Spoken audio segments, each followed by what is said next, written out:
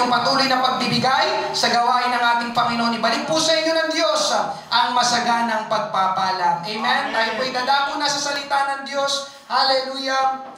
Buksan natin ang ating puso't isipan para sa ating Panginoon. Matthew chapter 25.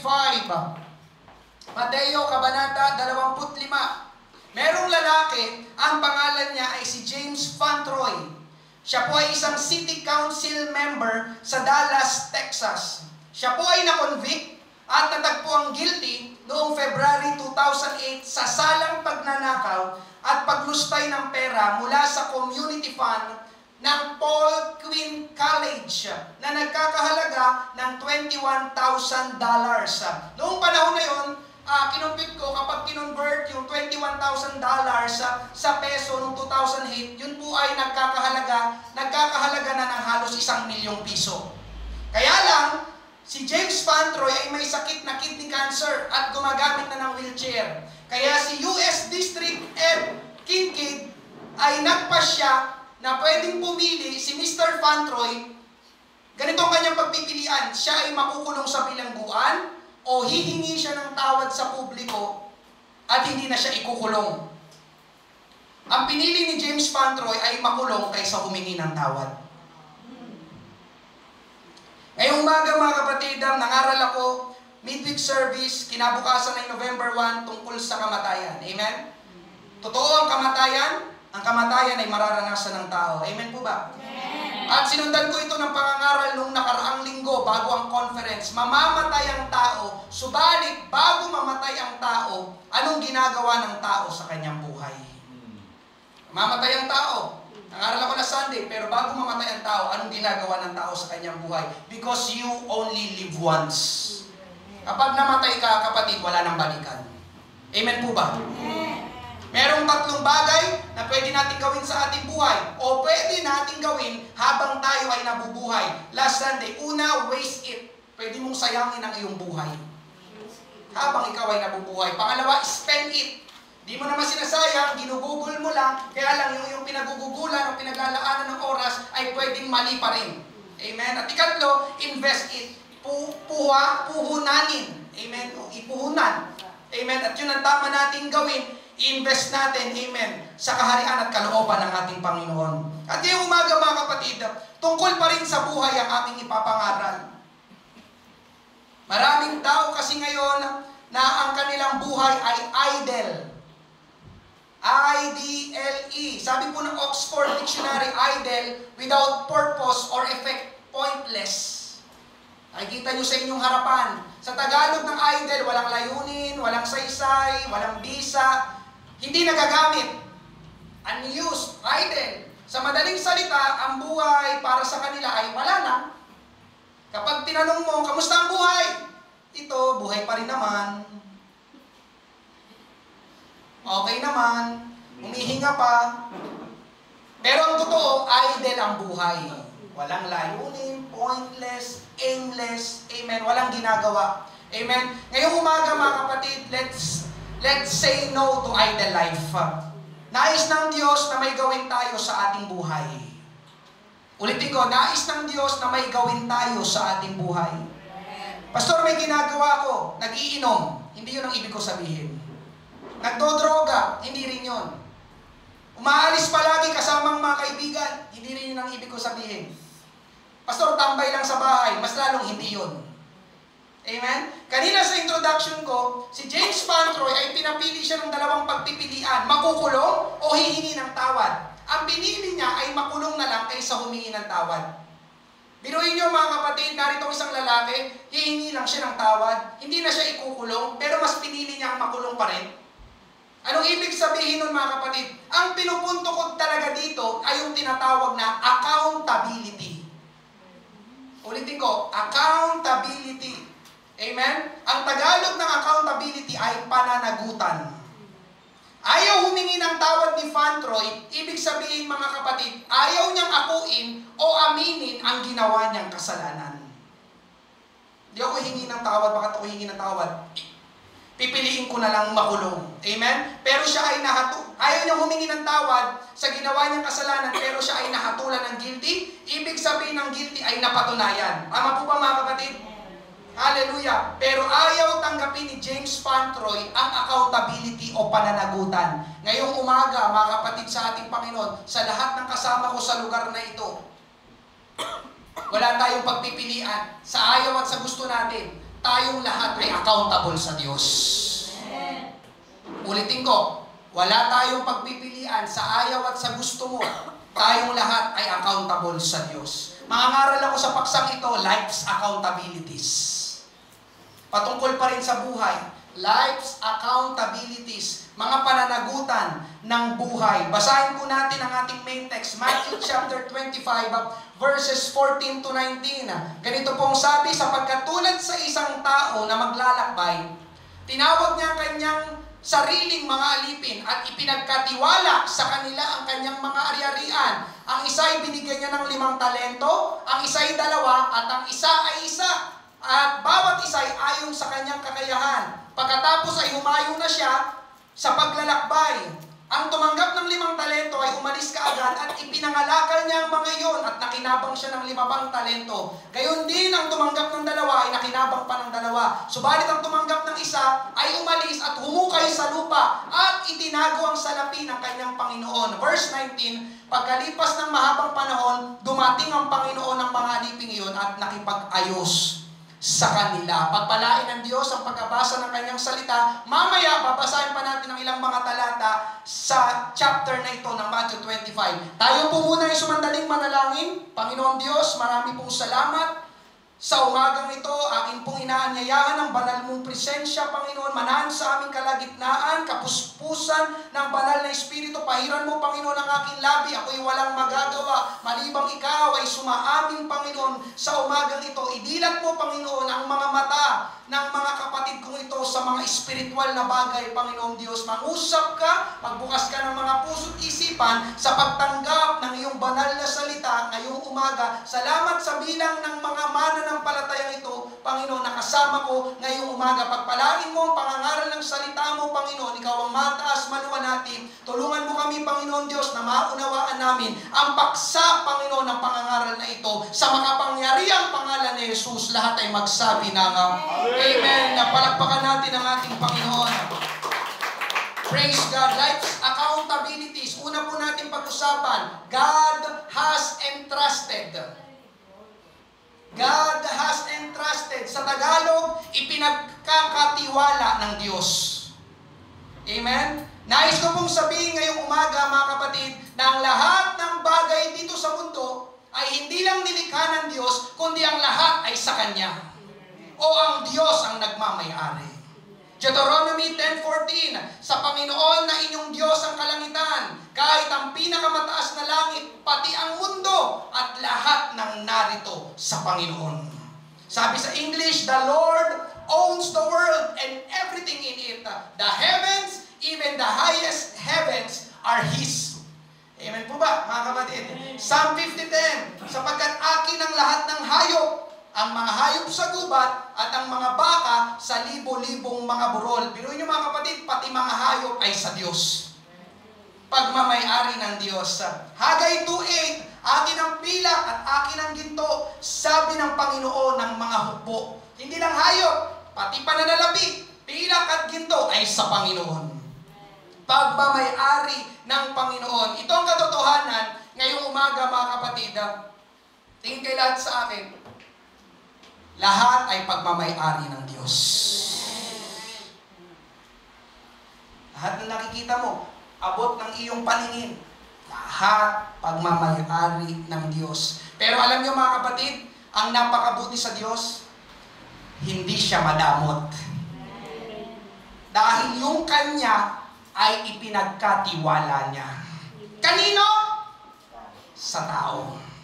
Makikita natin ito sa Book of Genesis. Genesis 2:15. Kinuha ng Panginoong Diyos ang lalaki at inilagay sa halamanan ng Eden upang ito ay kanyang bungkalin at ingatan. Nilikha ng Diyos ang lahat, nilikha ng Diyos ang lupa, nilikha ng Diyos ang dagat, nilikha ng Diyos ang mga halaman, bunga ng punong kahoy, mga hayop. Tapos merong napakagandang lugar, ang tawag nga ay Hardin ng Eden, kung saan nandoon ang lahat ang kakailanganin ng tao. Pero pansinin niyo, mga kapatid,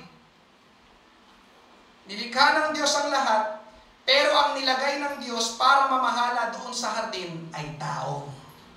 Si Adan. Amen? Ano makikita natin ditong napakaganda sa ating Panginoon? Sa lahat ng nilikha ng Diyos, ang tao ang pinagkatiwalaan ng Diyos. Amen? Hindi anghel, hindi rin hayop, kundi tao. Kaya dahil ko sabihin ngayong umaga, hindi pinagkatiwala ng Diyos ang tao sa hayop, kundi pinagkatiwala ng Diyos ang hayop sa tao. Amen po ba? Kaya mapalad ang tao, mga kapatid. Bakit? May tiwala ang Diyos sa tao kaysa sa hayop. Nang likain niya ang lahat sa Genesis. Amen po ba? Kaya mapalad ka, kapatid, sa ating Panginoon. Amen? Sa lahat ng pagkakatiwalaan ng Diyos, sa lahat ng kanyang nilikha, tao ang pinagkatiwalaan ng Diyos na meron siya. Amen? Kaya sa mga naghahangad, na sana maging ibon ka na lang, o kaya maging paru-paro ka na lang, mamaya sa altar call, magsisikahin. Bakit? Dahil binababa mo ang sarili mo sa orihinal na disenyo ng Diyos. Tao ang pinakamataas, amen, na nilalang, na kanyang nilalang sa lahat ng kanyang mga nilikha. Can you say amen? Amen. Hallelujah. Di ba ang sagwa, mga kapatid, kapag sinabi ng Diyos sa aso, bantayan mo nga itong si Adan? Di ba? Wala kasi akong tiwala sa tao eh. Tama ba, mga kapatid? Biruin mo ang tao, pinabantay niya sa hayop. Pero di ba, mga kapatid, doon pala makikita na natin yung dominion at authority na binigay ng Diyos sa tao. Tao, ibibigay ko sa iyong lahat ng hayop at ikaw ang magbigay ng pangalan sa bawat hayop. Amen? Alam niyo ba na si Adan, ang tao ang nagbigay ng pangalan sa bawat hayop? Amen? Praise God. Pero mga kapatid, dito makikita natin, amen, ang tao ang nilagay ng Diyos sa hardin para magbantay, para magbungkal, para mag-ingat. Kaya nais kong sabihin ngayong umaga, pinagpala ang tao dahil pinagkatiwalaan ng Diyos ang tao. Sinong natutuwa? Pinagkatiwalaan ka ng Diyos.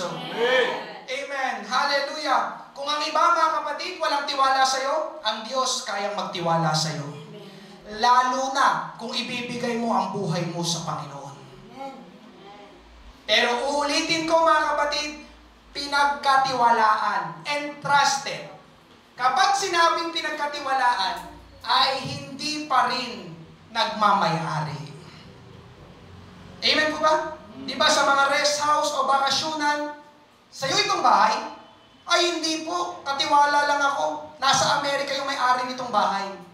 Katulad ditong inuupahan nating lugar. Hindi ito sa atin. Amen? May totoong nagmamay-ari ng bahay na ito, pero ipinagkatiwala sa atin ng may-ari. Amen?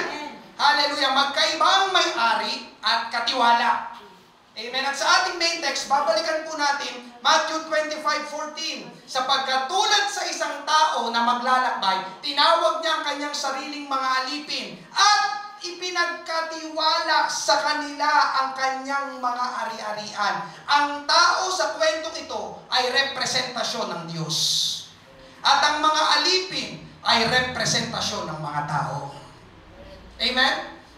Yun po yun. Ito po isang talinghaga. Ang tao, representasyon dito ng Panginoon o Diyos. Yung kanyang mga alipin na kanyang tinawag ay representasyon ng tao, ikaw at ako. Amen? Ang sabi, tinawag ng tao o ng Panginoon ng mga alipin at ipinagkatiwala sa kanila ang kanyang mga ari-arian. Sabi ko nga kanina, mga kapatid, lahat ay sa Diyos, pagmamay-ari ng Diyos, pero pinagkatiwala ng Diyos sa tao. God has entrusted man, amen, all His riches, all His wealth. Ngayon, mga kapatid, ano-ano itong ari-arian na ito na pinagkatiwala ng Diyos sa tao, sa atin. Amen? Ano-ano itong mga ari-arian na ito? Yes, doon sa talinghaga, ang sabi lang ay talents. Yun yung kanilang sukatan, yung measure ng kanilang units, ng kanilang pananalapi, that time, sa Bible times. Pero ngayong umaga, mga kapatid, may ibig sabihin, yung talents na yun, yung salapi na yun, ngayong umaga, unang-una sa listahan, amen, ang unang pinagkatiwala ng Diyos sa tao, alam niyo kung ano? Yung buhay mo. Amen. Ulitin ko, yung buhay mo. Yung buhay mo. Ang buhay natin ay hiram lang o pinagkatiwala lang sa atin ng Diyos. Pagmamay-ari ito ng Diyos. Alam niyo ba yon? Ang hina ng amen. Alam niyo ba yon? Amen! Ikalawa, para sa mga magulang, lalo na para sa mga tatay. Patuloy kong ipinapanalangin ang mga tatay sa lahat ng mga ama ng tahanan na narito. Amen. Pinagkatiwalaan kayo ng Diyos ng pamilya. Asawa at mga anak. Bakit ko sinabing tatay, mga kapatid? Dahil ang sabi ng Bible, ang lalaki o ang tatay ang ulo ng pamilya. Head of the family. Kaya sa mga tatay na narito, ikaw ang dapat na namumuno sa iyong pamilya. Yun ang disenyo ng Diyos, mga kapatid. Kaya dito sa ating fellowship, talagang paglalaki, lalaki. Amen? Hindi yung parang palambot-lambot. Nakikita nyo, madalas na ginagamit sa harap, mga lalaki. May nakita na ba kayo nagpaawit dito na babae? Ang head of the family, head ng church, must be male, must be man. Amen po ba? Amen. Kaya nga ang tawag ay haligi, pilar, poste, sa lahat ng mga tatay na narito para ang pamilya ay makatayo ng matibay. Kailangan gampanan ng tatay ang role niya ayon sa pinagkatiwala sa kanya ng Diyos na head of the family. Amen. Kaya nga haligi ng tahanan, ano bang haligi? Poste. Pag hindi nagampanan ng tatay ang kanyang pagiging haligi, babagsak ang pamilya. Andiyan pa po ba kayo? Lalo na sa mga tatay. Amen po ba? Para balanse sa mga babae o nanay na narito, ikaw naman ang katuwang ng iyong mister. Ang trabaho mo ay magpasakop sa iyong mister. Amen. Sumunod.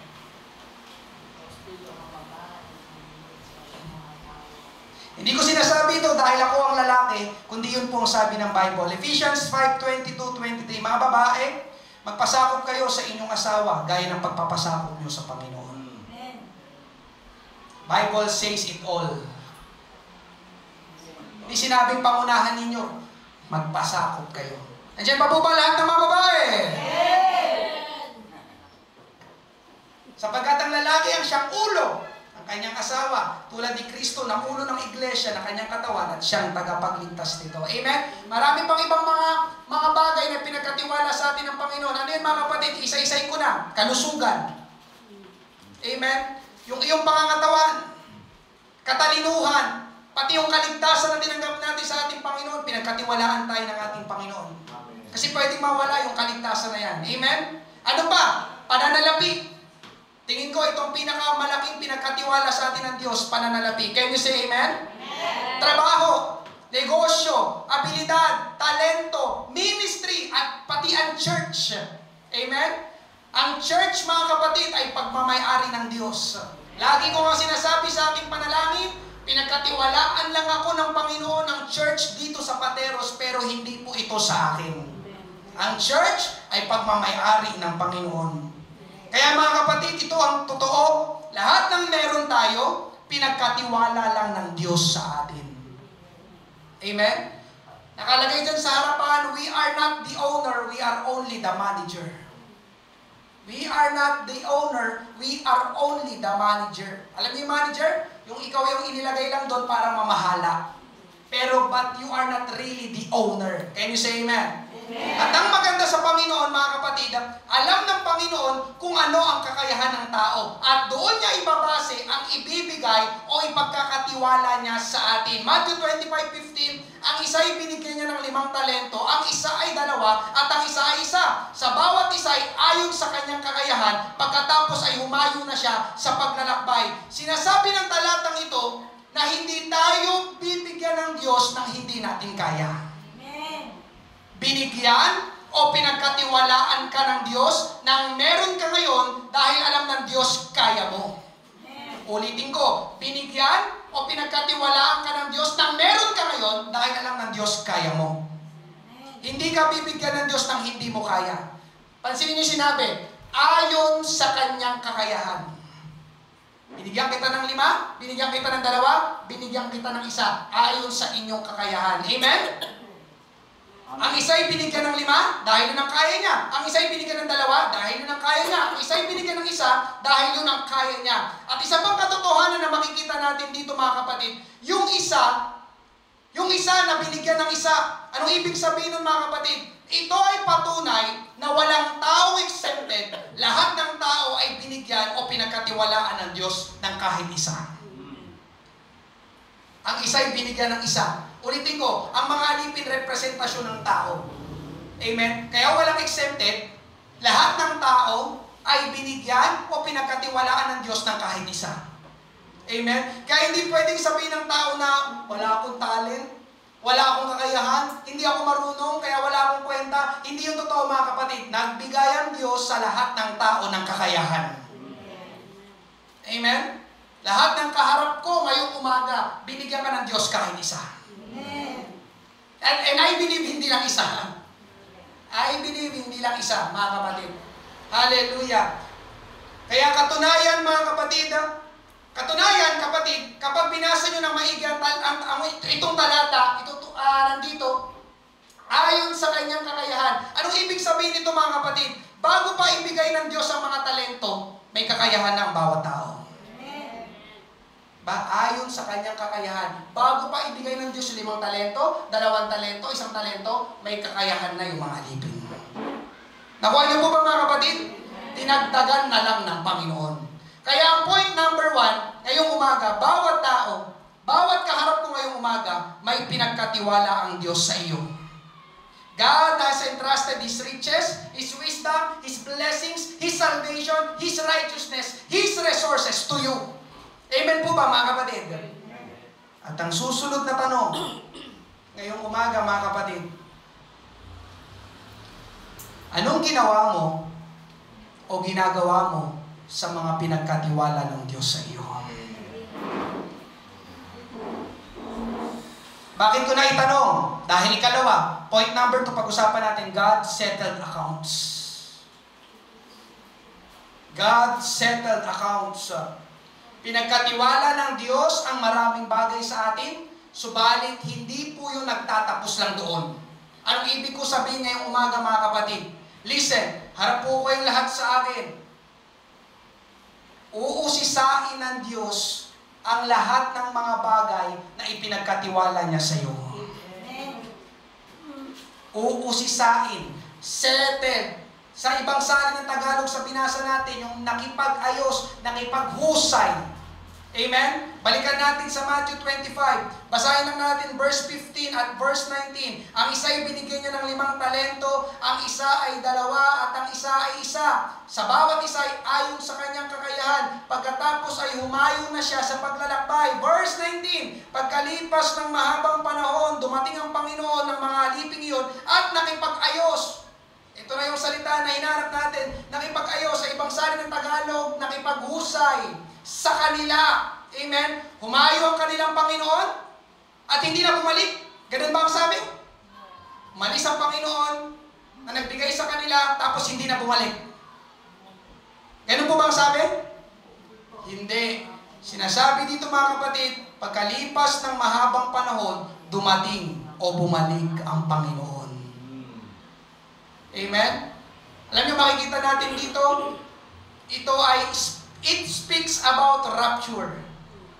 Hindi natin alam kung kailan babalik ang Panginoong Hesus, pero sinabi ng Bible, siguradong babalik ang ating Panginoong Hesus. At sa pagbabalik ng Panginoon, uusisain ng Panginoon ang mga bagay na pinagkatiwala niya sa atin.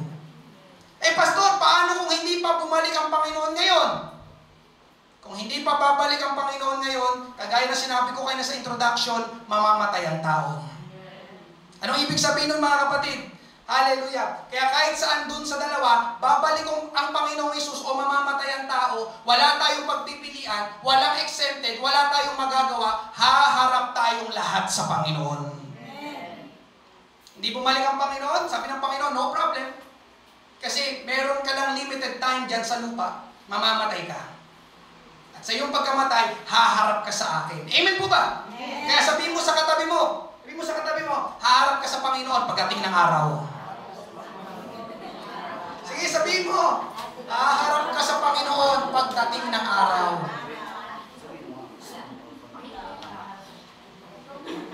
Amen? Amen. Pastor, anong gagawin natin? Bakit tayo haharap sa Panginoon? Ang sagot, para magbigay sulit sa ating Panginoon. Romans 14:12, kaya't ang bawat isa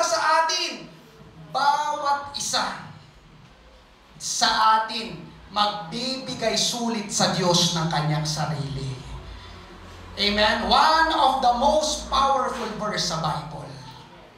Isa sa makapangyarihang talata sa Bible. Bawat isa sa atin, individual, magbibigay sulit sa Diyos ng kanyang sarili.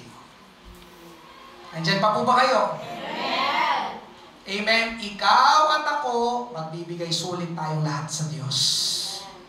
Ganon din ang sabi sa talinghaga. Balikan natin, Matthew 25:19. Amen. Pagkalipas ng mahabang panahon, dumating ang Panginoon ng mga aliping iyon at nakipag-ayos sa kanila. Sabi sa English, after a long time, the master of those servants returned and settled accounts with them. Settled accounts. Amen? Anong ibig sabihin ng settled accounts? Yun na nga, kapag binasa nyo ang ibang salin sa Tagalog, nakipaghusay, o pag binasa nyo pang ibang salin ng Tagalog, nagbigay sila ng balita o nag-ulat. Amen? Kaya ngayong umaga mga kapatid, kapag nakaharap na tayo ng Panginoon, magbibigay tayo ng ulat o report. Ulat ng ano? Ulat ng mga bagay na pinagkatiwala sa atin ng Diyos. Kanina nakita niyo ako doon sa harap may video, nagre-report ako. Parang ganun yun. Kamusta, Timothy, yung pinagkatiwalang church sa'yo sa Pateros? Mag-report ka sa conference. Kuha niyo po ba mga kapatid? Amen. Hindi lang ako magre-report sa conference, isang araw magre-report din ako sa Diyos. Andiyan pa po ba kayo? Kaya ang katotohanan ngayong umaga, nandyan din yan sa harapan, we are accountable for the things that God has entrusted to us. Sa Tagalog, tayo ay may pananagutan sa mga bagay na pinagkatiwala sa atin ng Diyos. Kanino tayo mananagot? Diyos. Kanino tayo mananagot? Diyos. Kanino tayo mananagot? Diyos. Bakit sa Diyos? Dahil siyang nagmamay-ari ng lahat. Amen. Pinagkatiwala lang sa atin. Amen?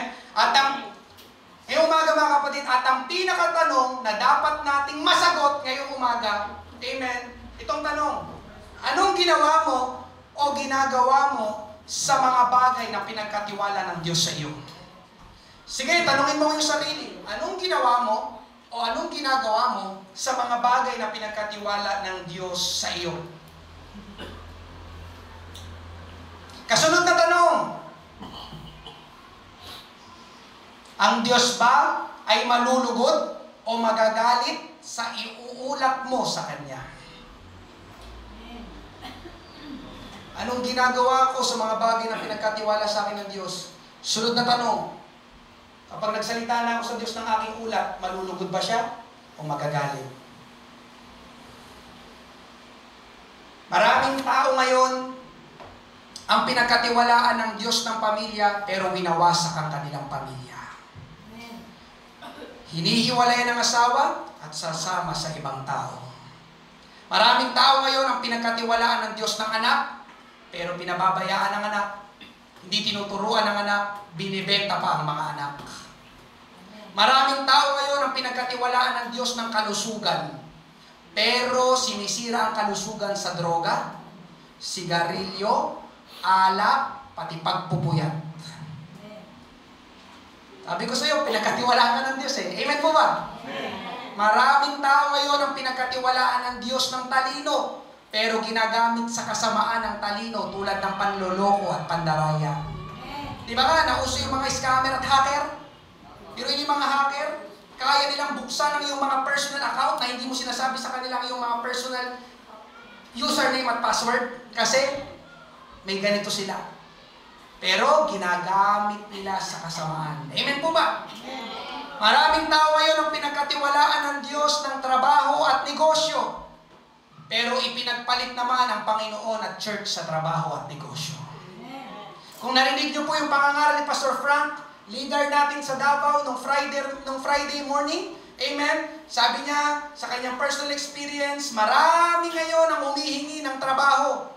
Pastor, ipanalangin mo naman ako, magkaroon ako ng trabaho. Pero nung nagkaroon ng trabaho, kahit anino, hindi mo na naaninag sa loob ng church. Nabaling ng atensyon sa binigay, sa blessing, kaysa doon sa nagbigay, sa blesser. Kaya si Pastor Frank, amen, sabi niya, makwelay, sabi ni Pastor Frank, may lumapit ulit sa kanya, amen, Pastor, ipanalangin mo kasi medyo nag-i-struggle ako, nahirapan ako sa trabaho, ang daming trabaho, amen, sabi ni Pastor Frank, sige, ipapanalangin natin. Kaya sabi ni Pastor Frank, Panginoon, ipinapanalangin ko, matanggal siya sa trabaho. Sabi noon, Pastor, bakit naman yun ang panalangin mo? Eh kasi nung simula nagkatrabaho ka, hindi na kita nakita sa church eh.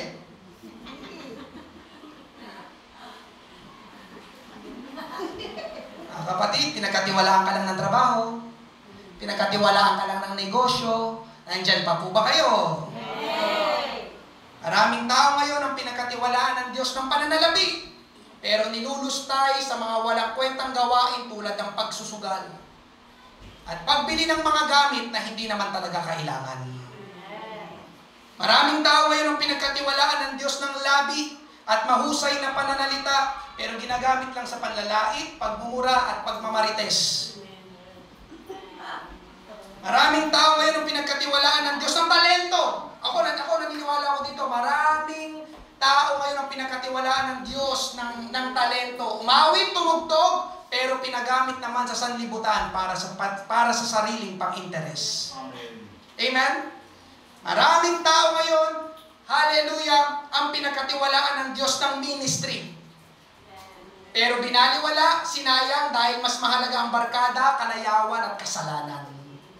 Mga kapatid, pinagkatiwalaan ka ng Diyos. Mga kapatid, pinagkatiwalaan ka ng Diyos.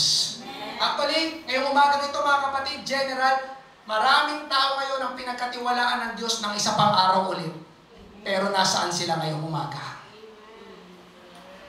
Today is Sunday, and Sunday is Lord's Day. Church Day. Pero nasaan? Sa basketball, nasa mall, nasa beach. Oh, come on. Ayan pa po ba kayo, mga kapatid sa ating Panginoon? Bawat buhay na ginigising tayo ng Panginoon, ipinagkakatiwala lang ng Diyos. Amen? Kamusta ka, kapatid? Anong ginagawa mo sa pinagkatiwala sa iyo ng Diyos? Magbibigay sulit tayo ng ating sarili, ng ating buhay sa Panginoon.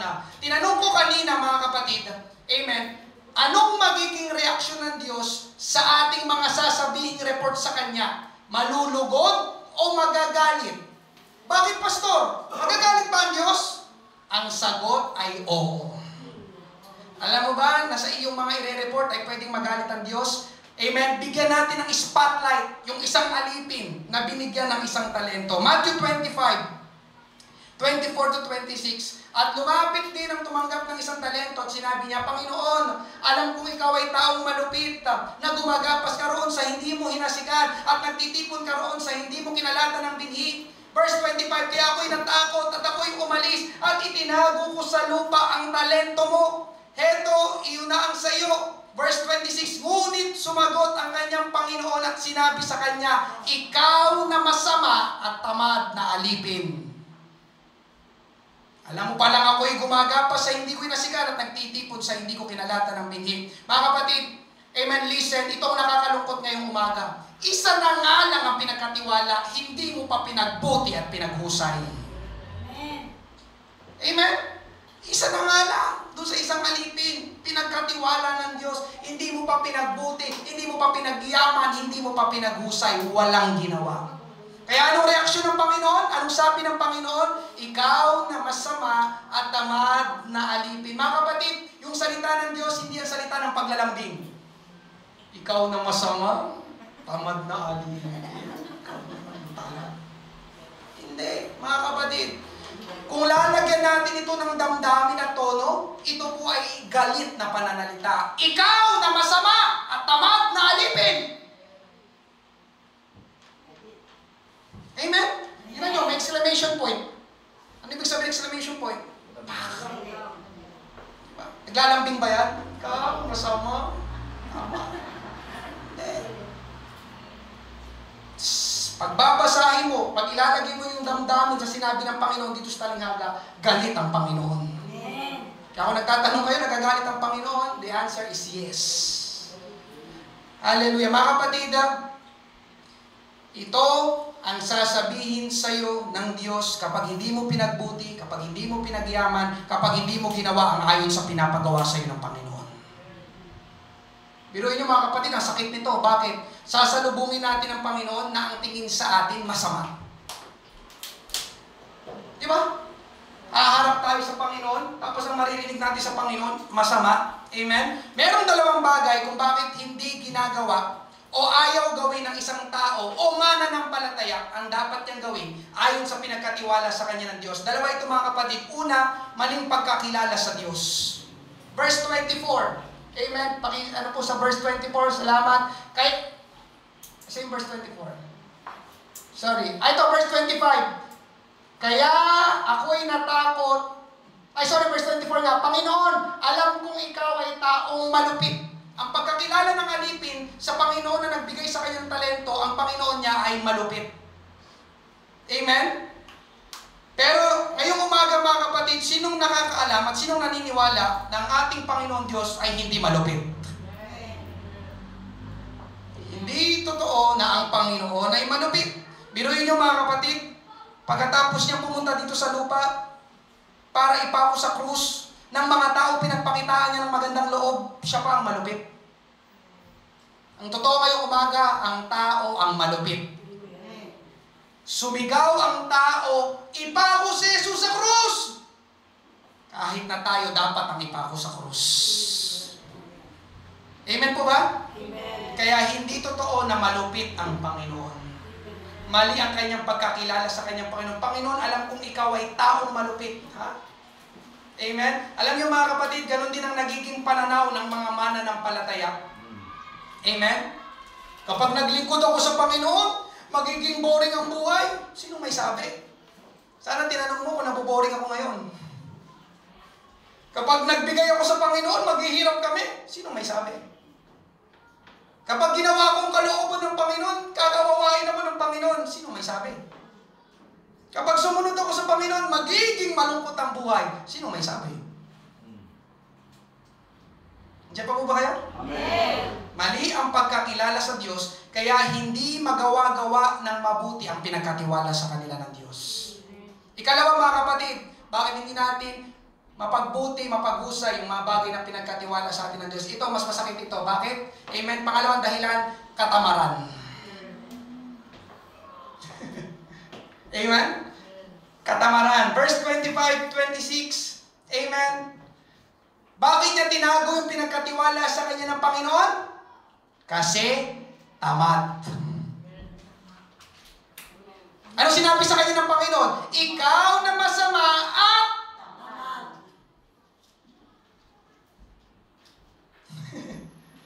piruin mo, harap ka sa Panginoon, sasabihan ka masama at tamad. Amen? Kaya mga kapatid, kaya may mga tao ngayon na hindi nila ginawa ang pinapagawa sa kanila ng Panginoon kasi tamad. Hayo tayo, natamad ako eh. Nalangin tayo, natamad ako eh. Church tayo, natamad ako. Ministry tayo, tinatamad ako eh. Mas gustong gawin yung mga bagay ng sanlibutan. Gala tayo. O tara, ngayon na. Tara na.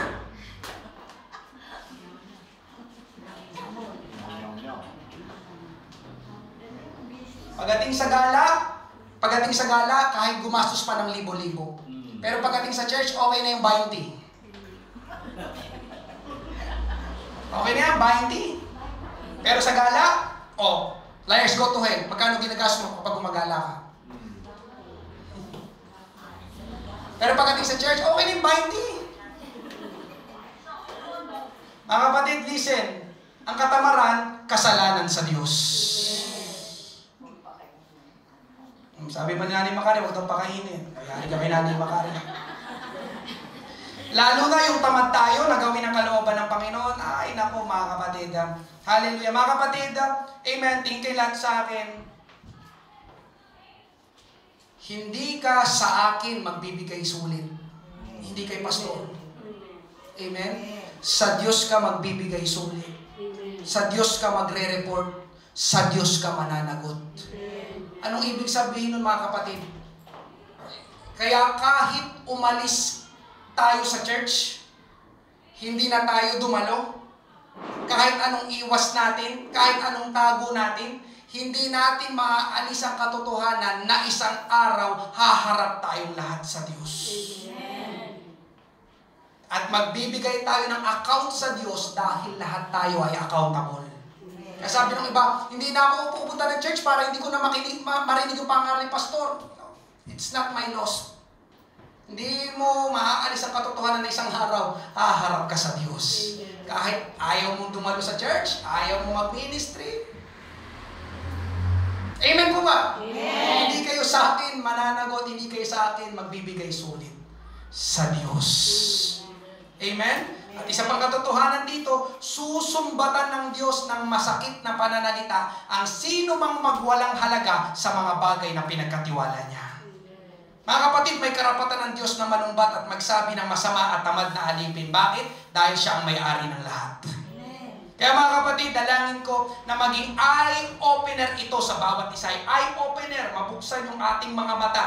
Amen. May ipinagkatiwala sa iyo ang Diyos at nais ng Diyos na gamitin mo yan ng tama ayon sa kanyang plano at layunin. Hindi sa plano at layunin mo. Dahil kapag ginawa mo iyon mga kapatid, merong gantimpala ang Diyos para sa atin. Pangatlo, panghuli, God sure rewards. God sure rewards. Matthew 25:20-21. Ang tumanggap ng 5 talento ay lumapit at nagdala ng 5 pang talento na nagsasabi, Panginoon, binigyan mo ako ng 5 talento. Heto, ako'y nakinabang ng 5 pang talento. Sinabi sa kanya ng Panginoon niya, magaling, mabuti at tapat na alipin. Naging tapat ka sa kaunting bagay, pamamahalain kita sa maraming bagay. Pumasok ka sa kagalakan ng iyong Panginoon. Amen. At ganito din yung sinabi sa alipin, mga kapatid, na tumanggap ng 2 talento. Ipinangalakan nila, ipinagamit nila, pinuhunan nila, at bilang ganti, pinagpala sila, ginantimpalaan sila ng kanilang Panginoon. Alam niyo mga kapatid, ganun din sa atin ngayong umaga. Hallelujah! Ang tunay na pinagpapala ng Diyos ay yung mga taong kahit hindi madali, pero nagtiis at naging tapat na gawin ang mga bagay na nais ng Diyos na gawin nila.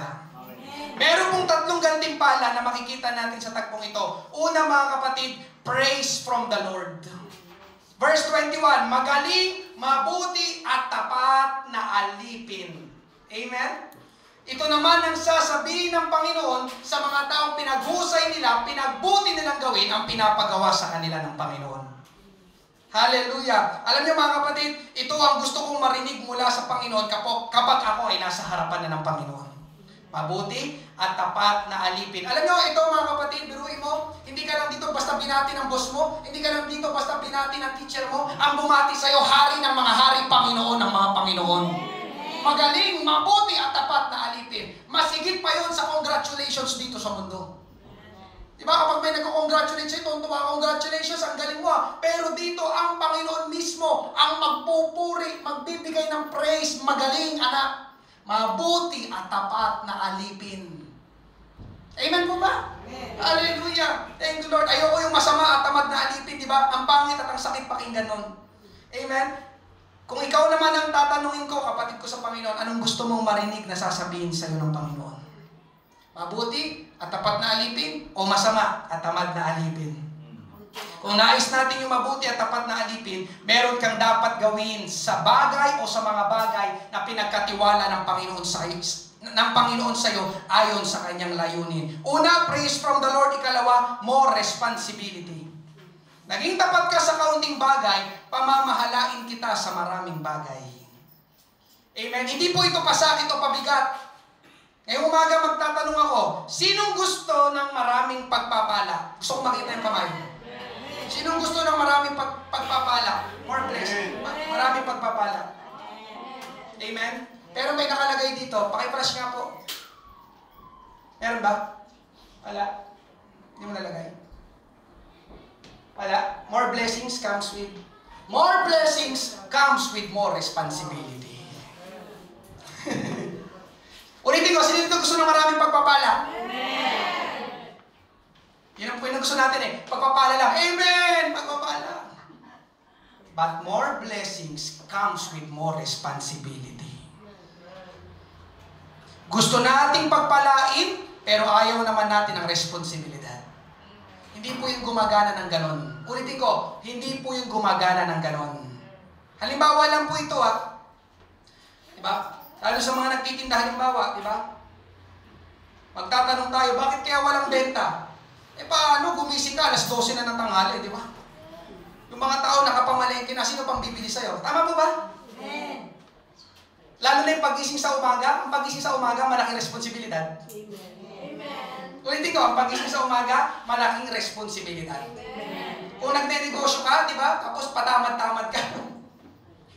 Gusto mo ng pagpapala, but you don't want responsibility? Andiyan pa po ba kayo? Amen. Amen? Dahil gusto mo makarami ng benta, kumita ng malaki sa pagtitinda, gigising ka ng maaga. Di ba?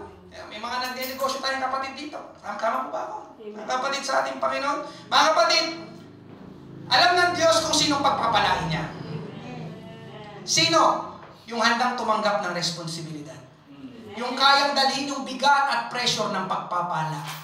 Yung hindi masasayang yung pagpapala sa Kanya. Amen? Ulitin ko, yung hindi masasayang ang pagpapala sa Kanya. Kasi kapag pinagpala ka ng Panginoon, hindi ka pa ready, hindi ka pa handa, pwedeng masayang yan. Kaya pwedeng hindi ibigay ng Panginoon. Andiyan pa po ba kayo, mga kapatid sa ating Panginoon? Amen? Pero dahil napagkatiwalaan siya ng konti, maliit na pagpapala, sa kanila ipagkakatiwala ng Diyos ang mas malaking pagpapala. Kailangan daw munang mapagkatiwalaan tayo sa maliit at sa konti bago ibigay ng Diyos yung ginugusto mong mas malaking blessing.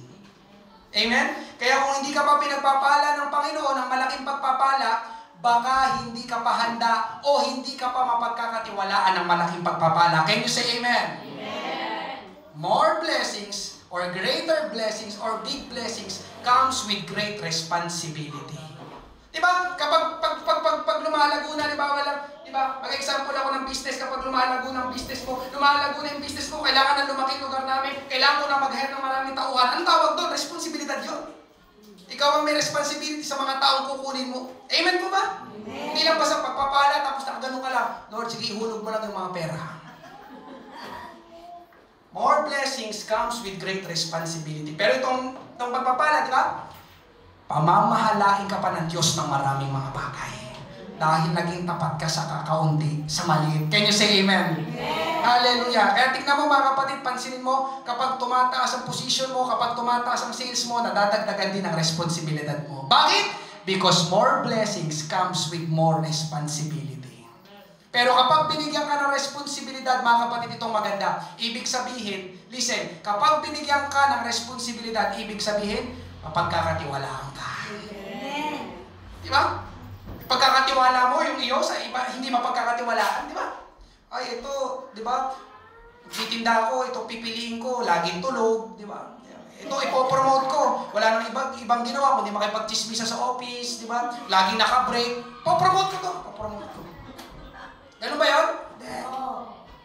Di ba? Amen? Hallelujah. At sa Panginoon, mga kapatid, dahil mapagkakatiwalaan ka, siguradong pagpapalain ka rin ng ating Panginoon. Ikatlo, mga kapatid, pangatlong blessing, joy of the Lord in heaven. Ang kagalakan mismo ng ating Panginoon at ng langit. Ano sabi sa bandang huli? Pumasok ka sa kagalakan ng iyong Panginoon. Alam niyo mga kapatid, ito ang pinakamaganda at pinakadakila sa lahat ng rewards. Nagalak ng Panginoon sa'yo, sa langit pa ang destinasyon mo. Pumasok ka sa kagalakan ng iyong Panginoon. Amen? Dahil nagawa mo, pinagbuti mo, pinaghusay mo yung mga bagay na pinagkatiwala sa iyo ng Diyos. Amen? Kaya meron pa bang masihigit na rewards doon? Wala na. Amen? Ang langit, na ipangaral ko nga, ng eternal perspective, ang langit, ang pinakamagandang lugar na mapupuntahan ng tao. Amen? Mas maganda pa yun sa Amerika, mas maganda pa yun sa Boracay, mas maganda pa yun sa Palawan. Isipin mo na lahat ng magandang lugar dito sa mundo, wala nang masatalo, wala nang masihigit pa sa kagandahan at kadakilaan ng langit. Palakpakan natin ang ating Panginoon. Hallelujah! Alam niyo mga kapatid, siningit ko na rin ito. Ito yung last verse.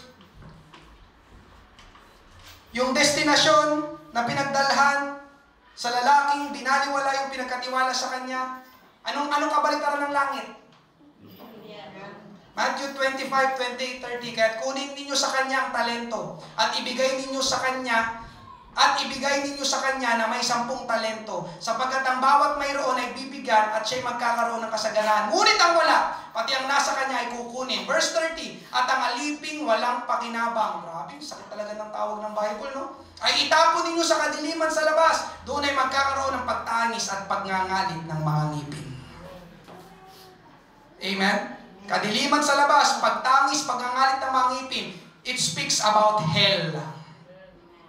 Kadiliman, pagtangis, pag-iyak yun, pagngangalit ng mga ipin sa sobrang sakit. Hindi mo makayanan.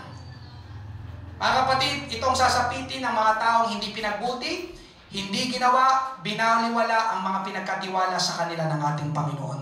Magtatapos ako sa ganitong mga katanungan. Amen? Naka-flash ba yun? Sarap? Amen. Unang tanong, what do you do with your life?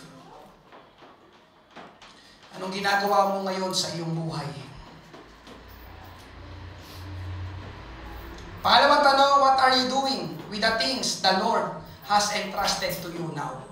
Anong ginagawa mo sa mga bagay na pinagkatiwala ng Diyos sa iyo ngayon? Trabaho, pananalapi, pamilya, kalusugan, kaligtasan, abilidad, kakayahan, talento, lahat ng mga yun na meron ka, anong ginagawa mo ngayon? Pastor, bakit mo tinatanong? Dahil lahat tayo magbibigay sulit sa ating Diyos pagdating ng araw. Amen? Diba? Sa kastuli nung nakaraan, diba? May namatay sa kanila, si Luningning ba yun? Si Luningning? That's the truth, mga kapatid. Life on this earth is temporary. Pansamantala lang ang buhay dito sa lupa. May mga bagay na pinagkatiwala sa iyo ang Diyos, and it is our life's accountabilities. Tayo ang accountable. Tayo ang may pananagutan. Hindi mo pwedeng sisihin ng ibang tao. At ngayong umaga, mga kapatid, wala tayong maidadahilan sa Panginoon. Amen? Kaya ngayong umaga, huwag nating sayangin, huwag nating balilwalain, huwag nating itapon. May langit at impyerno, may papuri at pagsumbat, may pagdagdag at pagbawi. Di ba? Binawi yung sa isa, binawi. At ang meron pa, aalisin sa kanya. Amen? Hallelujah. Ngayong umaga, mga kapatid, life's accountabilities. Palakpakan, purihin, pasalamatan natin ng ating Panginoon. Tayo lang tayo magsiyuko. Amen. Hallelujah. Tayo'y gagawa ng isang malaking pagpapasya ngayong umaga. Merong 2 tanong na i-flash ang monitor kanina. What do you do with your life? And what are you doing with the things the Lord has entrusted to you now? Because you are accountable. Hindi ibang tao. You are accountable. You yourself. Hallelujah. Thank you, Lord. Ngayong umaga, mga kapatid, bubuksan po natin ang altar. Tayo lumapit sa ating Panginoon. Usisain natin ang ating sarili, ang ating buhay, ang ating mga ginagawa. Hallelujah. Humingi tayo ng tulong sa ating Panginoon. Bigyan tayo ng karunungan. Bigyan tayo ng kaliwanagan. Panginoon, anong gusto mong gawin ko sa mga bagay na ipinagkatiwala mo sa akin? Itong kalusugan, itong pamilya, itong pananalapi, itong trabaho, itong ministry, Panginoon, anong gusto mo na gawin ko? Itong talino, Panginoon, anong gusto mo na gawin ko sa bagay na ito na pinagkatiwala mo sa akin? Dahil one day, mga kapatid, hallelujah, babalik ang Panginoon o haharap tayo sa Panginoon, and we will give our reports to God. Binubuksan po natin ang ating altar habang tayo po yung maawit, pupurihin ka sa awit. Hallelujah. Thank you, Lord. Kausapin mo ang ating Panginoon. Hallelujah. Kung merong mga bagay na dapat nating pagsisihan, hallelujah, pagsisihan natin sa umagang ito. Alam ng Panginoon lahat. Wala tayong maitatago sa Panginoon. Wala tayong maitadahilan sa Panginoon. At lahat ay pagmamayari ng Diyos. Tayo'y napagkatiwalaan lamang. Hallelujah. Hindi yan sa'yo, kapatid. Napagkatiwalaan lang tayo. At nais ng Panginoon na tayo'y maging mabuting manager. Thank you, Lord. Hallelujah.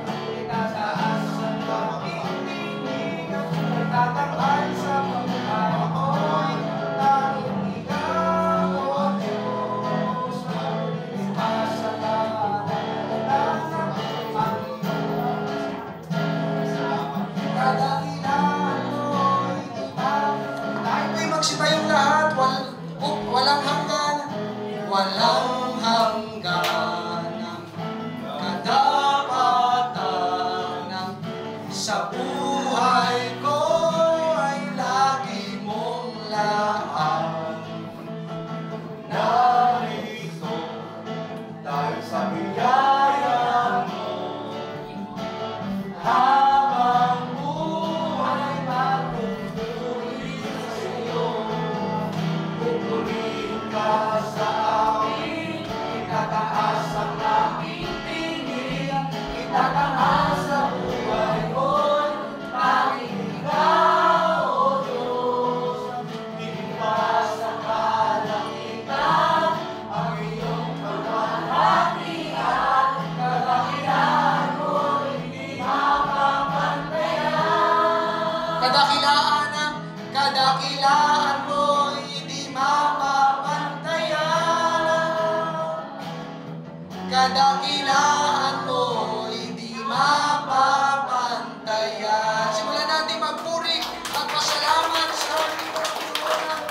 Hallelujah, glory, glory, glorify your name. Salamat, salamat, Panginoon Diyos, sa ginagawa mo sa aming buhay. Salamat, tinutuwid mo kami. Salamat, tinuturuan mo kami. Salamat, tinuhubog mo kami. Salamat sa mga salita mo na aming napag-aaralan at napakikinggan. Ito'y mga realidad ng buhay, Panginoon Diyos. Itong lahat, Panginoon, ay aming kahaharapin. Mangyayari, Panginoon, sa takdang panahon. Hallelujah, we give you glory, we give you praise. Praise God, praise God, praise God. You are worthy, worthy, worthy to be praised. Hallelujah, glorify your name. Jesus, hallelujah. Mga kapatid, sa ating Panginoon, ganito napakahalaga ang pagdalo sa gawain. May mga naririnig tayo dito sa church na hindi mo maririnig sa labas. Pwedeng mapapahamak ng iyong buhay pero wala ka pa rin alam. Kaya magpasalamat ka, mapalad tayo, amen. Merong Panginoong Jesus na tinanggap natin at merong salita ng Diyos na ating napapakinggan. Lahat ng ating napapakinggan dito sa church, totoo po lahat ng ito. Mangyayari po lahat ng ito. Haharap po tayong lahat sa ating Panginoon. Hallelujah. We are accountable, mga kapatid. Hindi mo pwedeng ituro, sisihin ng iba. Ang ating buhay, tayo mismo, haharap sa Panginoon. Amen? Habang ginigising tayo ng ating Panginoon, yan ay pagkakataon. Yan ay patuloy na pinagkakatiwalaan tayo ng Diyos ng panibagong buhay, panibagong araw ng ating buhay. Hallelujah. Mga kapatid, may binigay ang Panginoon sa iyo na pwede mong gamitin para sa kaluwalhatian ng Diyos. Amen? Hallelujah. Meron tayong dalawang mapapakinggan, mga kapatid. Magaling, mabuti, at tapat na alipin, o masama o tamad na alipin. Saan tayo doon sa dalawa? Nakabase yung salita ng Panginoon na ating maririnig, nakabase yun sa ating mga ginawa habang tayo nabubuhay dito sa lupa. Amen? At naniniwala ko, mga kapatid, hindi mag-iimbento ang Panginoon ng kanyang sasabihin. Kita lahat ng Panginoon. Amen? Mga kapatid, pinagpala tayo ng Diyos dahil sa lahat ng nilikha ng Diyos, ang tao ang pinagkatiwalaan niya. Pinagkatiwalaan ka ng Diyos. Alam ng Panginoon, kaya mo. Alam ng Panginoon, kaya mong pagbutihin. Alam ng Panginoon, kaya mong pagyamanin. Mga bagay na pinagkatiwala niya sa atin. Huwag nating sayangin, mga kapatid. Amen? Hallelujah. Marami pang gagawin ng Panginoon sa ating buhay. Can you say amen? Marami pang gagawin ng Panginoon dito sa church. Amen? Hallelujah. Nais ng Panginoon, ikaw ay maging instrumento niya na ang buhay mo magkaroon ng impact sa ibang tao. Amen? Hallelujah. Pinagkatiwalaan ka ng Panginoon unang-una sa lahat ng buhay. Huwag nating sayangin ang ating buhay dito because we will only live once. Itong isang buhay na ito, ire-report natin lahat sa ating Panginoon pagdating ng araw. Anak, kamusta yung buhay na ibinigay ko sa iyo? Kamusta yung 70 years? Kamusta yung 80 years? Kamusta yung 90 years? Anong ginawa mo sa loob ng 90 years ng iyong buhay doon sa lupa?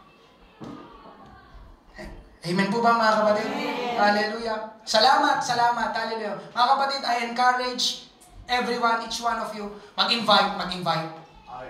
Huwag nating ipagdamot ang salita ng Panginoon sa kanila. Kailangan nilang mapakinggan ang salita ng Diyos. Amen. Kailangan nila, mga kapatid, kailangan nila. Hallelujah. Sila rin pinagkatiwalaan ng Diyos. Kaya lang hindi nila alam ang gagawin. Kailangan nilang tulong ng church. Kailangan nilang gabay ng Panginoon. Amen? Hallelujah. Maraming salamat po sa inyong pagdalo. Hallelujah. Mga kapatid, pagkaisahan natin, itong nakaraang conference, pinaalala sa akin ng Panginoon, bakit kami ni Rolina sa Pateros? Amen? Anong ginagawa namin doon? Hallelujah. At habang doon sa conference, kinakausap ako ng Panginoon, marami pang mga tao sa Pateros ang naliligaw, mapapahamak, mapupunta sa impyerno.